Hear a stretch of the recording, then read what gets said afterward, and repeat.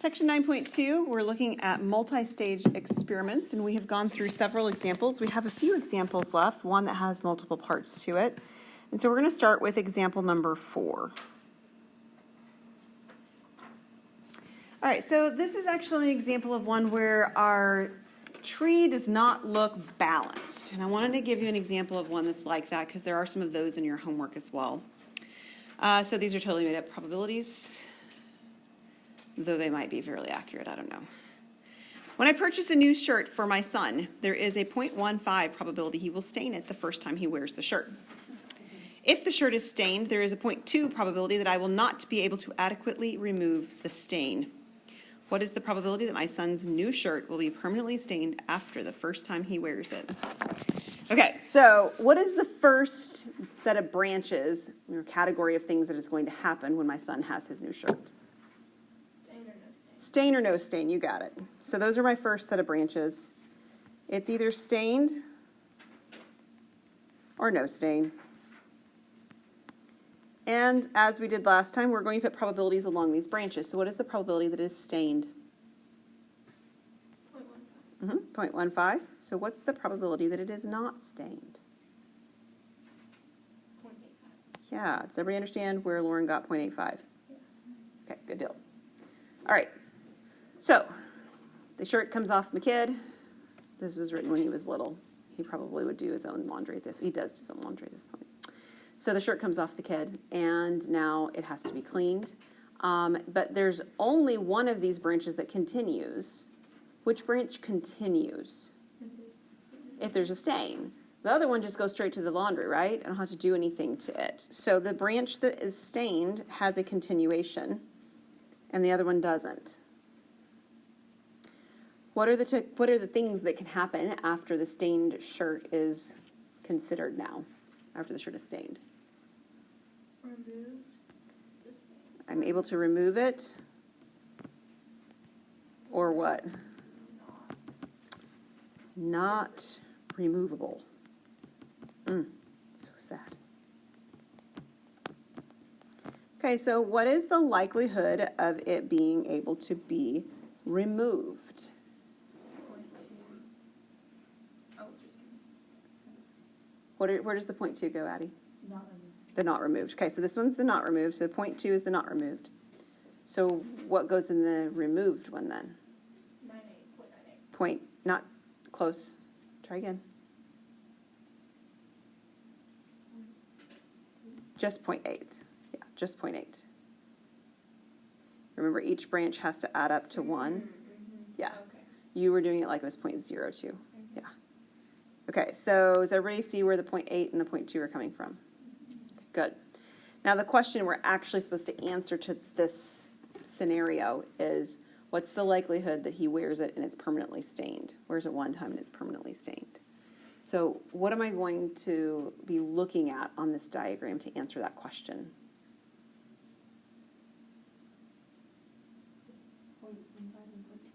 All right, the branches that have the 0.15 and the 0.2. This shirt gets stained, and I'm not able to remove it, so therefore it is permanently stained. So how do I use those branches to find the likelihood of that branch happening? Multiply. That's exactly right. So we have our 0.15 times our 0.2. And what does that give us? 0.30. Close.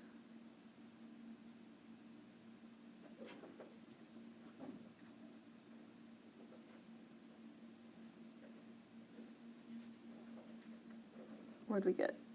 0.03. Yeah. Your decimal was off by 1, Lauren. When we were thinking about it, you were doing 0.15 times 2 instead of 0.2. Yeah, so it's 0.03. If it helps you to think about that in percentage form, that's a 3% chance. It's not very high. Definitely is an underestimate. It's got to be higher than that. Okay, does that make sense? So the branches don't have to be equal. It can end after a certain point on a particular branch or a certain couple of points on a particular branch when you have multiple stages going on. All right, let's try another one. Joe says that if a family has 2 children, the only possibilities are 2 boys, 2 girls, or one of each. Because there are only 3 possibilities, the probability of having 2 boys is 1/3. Is Joe correct? Explain. So we're going to draw a tree diagram representing having 2 kids, because that's his scenario. So we have kid number 1, and what are the options? A boy A boy and a girl. or girl. Yes, those are my 2 options, unless I'm having twins. So we're assuming that they're just having a single child.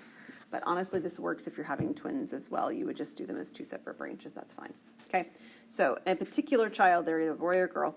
And what's the probability along each branch? 0.5. Yeah, 0.5, or you can write 1/2 if you want to do fractions. Excellent. That's having 1 child, but they say we're looking for a 2-child scenario, right? So we have another set of branches that mimic the ones we've already got very clearly. Boy, girl, boy, girl. And just like the other one too, the probabilities are all 0.5.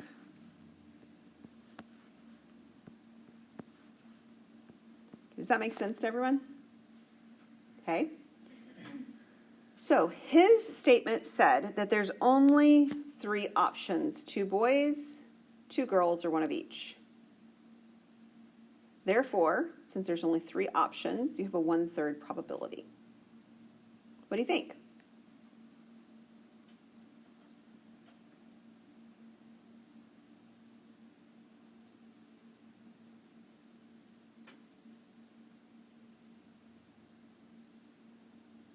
Somebody be bold. Tell me what you think. It sounds right, but I'm assuming it's not right. It sort of is right. I mean, there really are only 3 options, right? I mean, you can have 2 boys, you can have 2 girls, you can have 1 of each. So part of his logic is correct. There's a flaw in his logic, though. Because there's two ways to have a boy and a girl. Right. There are 2 ways we could have a boy and a girl. We could have the older as being the boy and the younger as the girl, or the older being the girl and the younger being the boy, right? So we can talk about it from that perspective, which is the way I usually think about it when I think about it, Kessie, is that there's really kind of 4 options, right?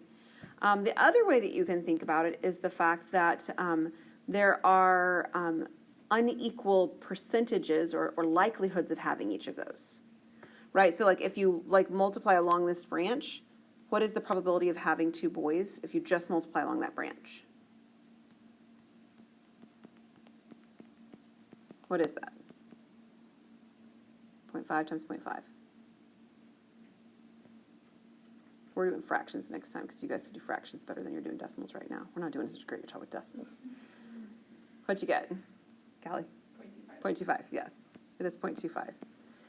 The same thing will happen along the bottom branch because it's also 0.5s. And the reality is the same thing happens along these 2 branches as well, right? It's just that these 2 branches are the category of having 1 boy and 1 girl, right? So if we're looking at the possibility or the likelihood of having 1 of each, it is 0.5 and 0.5 added together. We talked about that last time, about if we're trying to find a category that describes more than one thing at the end, we add them. So this is 0.25 plus 0.25. So this is a total of 0.5. So there's a 0.5 probability of having boy or girl, a combination of two of them. And there's a 0.25 probability of having each of those. So that you don't have to use that as your justification, but it is another sort of uniquely different justification. But it's hinging upon exactly what Kessie said, is that there's 2 outcomes that are boy-girl, right? Boy-girl and girl-boy. A third way of sort of thinking about it, and this isn't really different than the other 2, it's just a different sort of image of it, is that, well, that was not what I meant to do. Let's try that again. Oh, that was definitely not it. Okay. Is that you could think about the ordering of what happens individually. Like I can have a boy first and then I can have another boy. I can have a boy first and then I can have a girl. Or I can have a girl first and I can have another girl. Or I can have a girl first and have another boy. And so you can think about it like this in terms of the distinctly different options or ways that this can happen and say, hey, look, yeah, there really are 4 possibilities if you think about it strictly from a standpoint of writing down the options of things that can happen. And because they're all equally likely, it's a 50-50 chance of having boy or girl, you can do this and write them out that way. If you were doing another thing, like there's one in your book that talks about hereditary disease. We're actually going to look at a hereditary disease here in a minute, but a hereditary disease where you have a 10% chance of having something, which means you have a 90% chance of not having something. You can't write out B's and G's, right? Because those are unequal probabilities. We can only do this B's and G's business like I did at the very end there because the probabilities are equal along the way. Is that all right? So this is one of those part C kind of questions. We're analyzing Joe's thinking. Yeah, your favorites, I know. So there's lots of ways to think about it. Doing it like that is perfectly fine. Yeah, it is, because the probabilities are equal. Right. Yeah. Okay. So this is an example I always share from, this is my personal life. So are you familiar or have you heard of Huntington's disease? Okay, so Huntington's disease runs in my family. My grandmother had Huntington's disease, and so did my father, and both of them have passed away. My grandmother passed away, it's been a while ago now. Abby was almost 1, so it's been 17 years since my grandmother passed away.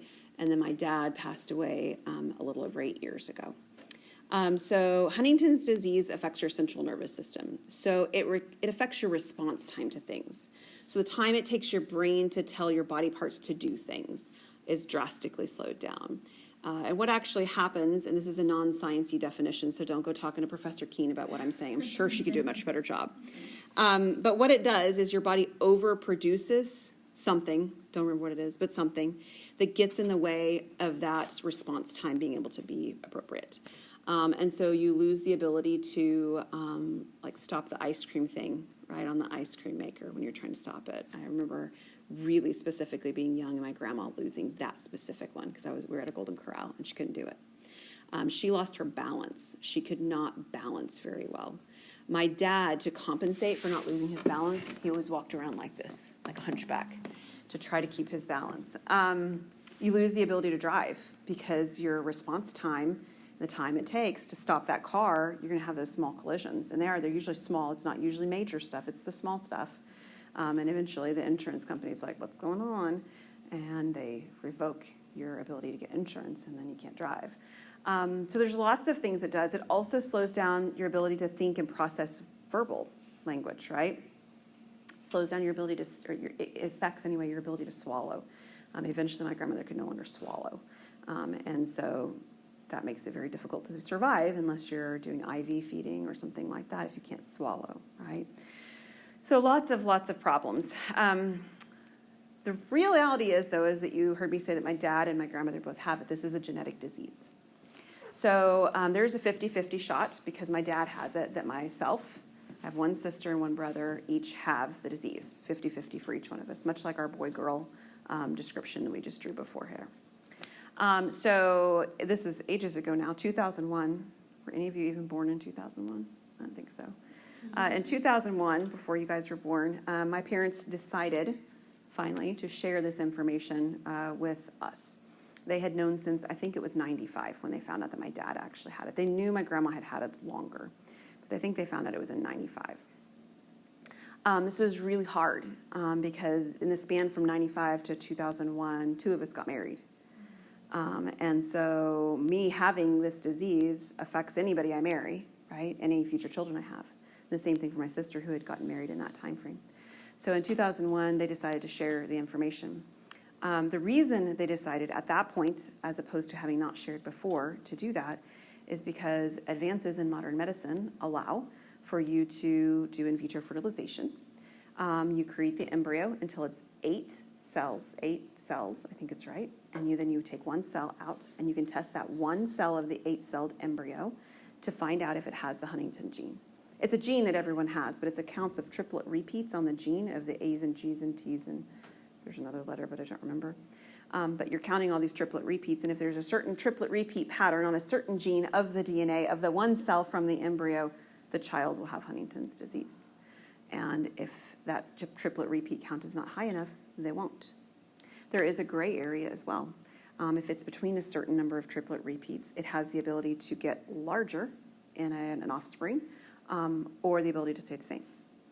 The interesting thing was that my grandmother, when they did all of her DNA testing, trying to figure out, because for the longest time they didn't know what she had, the symptoms of it look similar to Parkinson's disease, and which is what they thought she had at one point. It looks similar to Pick's disease, which is what they thought she had at one point.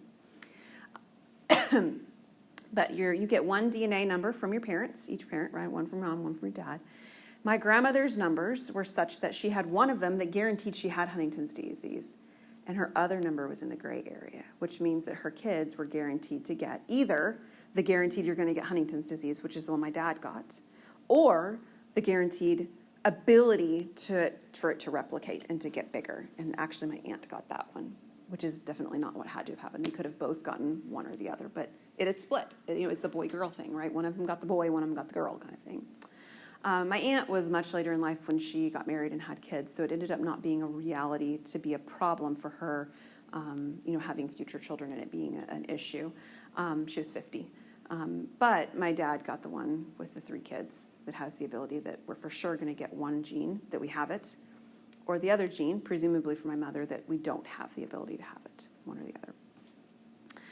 So that night, my husband and I, processing a lot of information.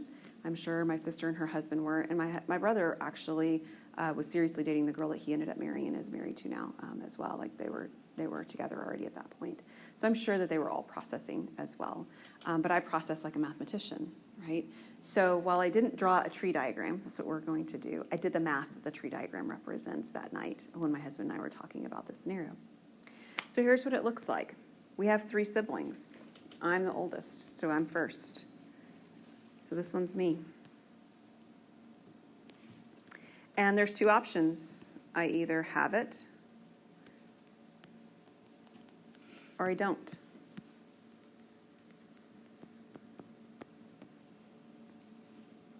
My sister's the next oldest. So this second set of branches is my sister. I'm going to put G for Ginger, that's her name. Just so you can know who we're talking about, because these are real people, right? She either has it, I'm going to write have, or don't, so that it mimics what I had before. Have or don't.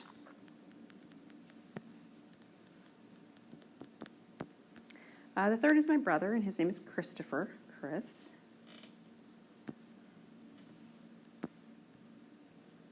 So all of these are Chris. And again, he either has it or have or don't.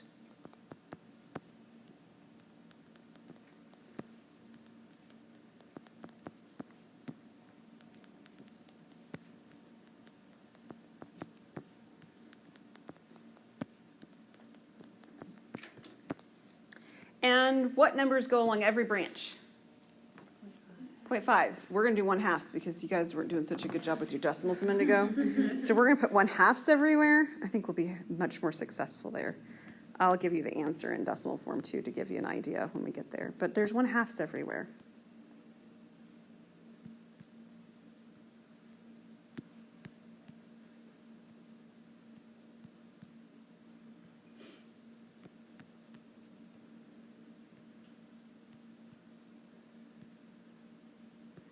Sorry, there's not a lot of space when you get to the end of them, so I imagine yours are looking a little bit tight too. I apologize on that.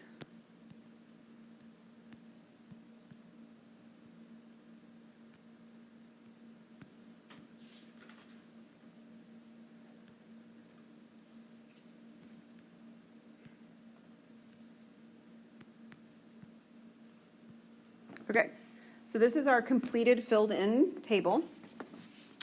And the question that happens next is, what is the probability that at least one of us has Huntington's, right? That Huntington's will be a part of our family for the next generation, that we worry about our children, all 3 sets of our children. What is the probability of that? Well, there's an easier way to do that than to calculate that directly. We talked about this last time. In order to calculate the likelihood that at least one of us has it, we'd have to choose every branch that says have anywhere along the branch. And that's almost all the branches. In fact, it's all but 1. There's only 1 branch that we all don't have it, and it's down here, right? So instead of calculating the 7 branches that do, it's easier to calculate 1 minus all of us being clear. So this is the probability that none have it. So the probability that none had it was 0.5 along 3 sets of branches. Oh, well, we did fractions. We're doing fractions. I take it back. I'm pretty sure I have decimals in my notes. Okay, so what is 1/2 times 1/2 times 1/2?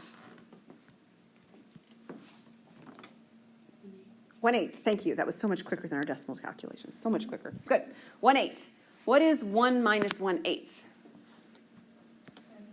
7/8. And in some sense, that sort of makes sense. All of our branches are equal. There's 8 branches, and there's one of the 8 branches that does not have it in there. So there's 7/8 of them do, right? 7 out of 8. So I did it in decimals that night in my head, but the decimal is this for this is 0.875. And just to give you an idea, that's 87% chance. And that's a very high percent chance that one of the 3 of us has it.